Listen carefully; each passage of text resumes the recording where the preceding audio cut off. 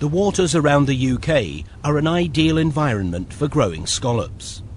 The rich nutrients mean that they are among the best in the world, and they currently represent a valuable and growing market for the British seafood industry. However, cheaper imports from abroad, specifically South America, mean that the British scallop's place in the market is far from assured. British waters occasionally suffer from blooms of various marine algae, and as scallops filter feed the algae, they can ingest and store dangerous amounts of toxin.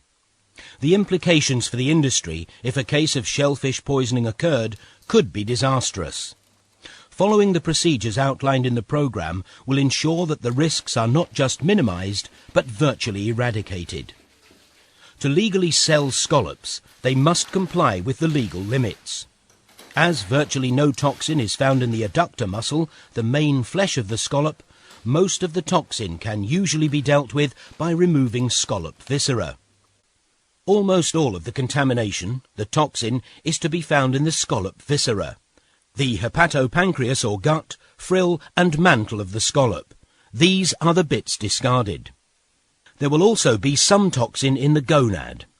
Virtually no toxin is found in the adductor muscle, the main flesh of the scallop. Any toxin that occurs in the scallop is likely to be 90% in the mantle and hepatopancreas, 9% in the gonads and 1% in the muscle. As virtually no toxin is found in the adductor muscle, the main flesh of the scallop, most of the toxin can be dealt with by removing the mantle and hepatopancreas. The first thing to do is remove one shell. Most people find it more comfortable to remove the flat side and hold the curved side. The adductor muscle or meat and the gonad are then carefully removed and trimmed to remove as much of the black hepatopancreas as possible. Everything else is viscera and is discarded. When a scallop's being shucked, it is possible that perhaps a little bit of the black hepatopancreas would be left on the end of the roe. It's the hepatopancreas that contains all the toxins, or a good 99% of them in most cases. And so you just have to ensure that part of the viscera is completely removed from the scallop. There are two ducts coming from the hepatopancreas which go into the meat and gonad. These appear black and cannot be easily removed with a knife. They may contain contaminated material, but this will be removed during washing.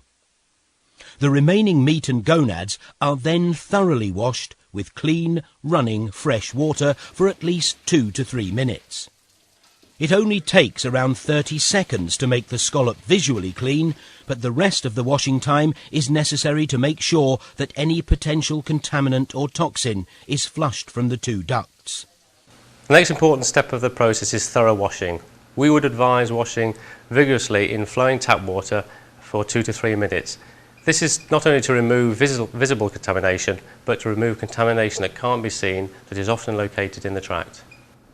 I think most people are aware that if there was a toxins issue in the scallop industry, it would have severe implications for the whole industry. The public health risk is significant if there is a problem, and that would reflect back onto the industry in a huge lack of confidence in the product, and it could have severe impacts on the whole industry. On the plus side, the way to look at this is that correct handling with the scallops and the shucking process leads to a product that everyone has confidence in and leads to an industry that's going to be successful.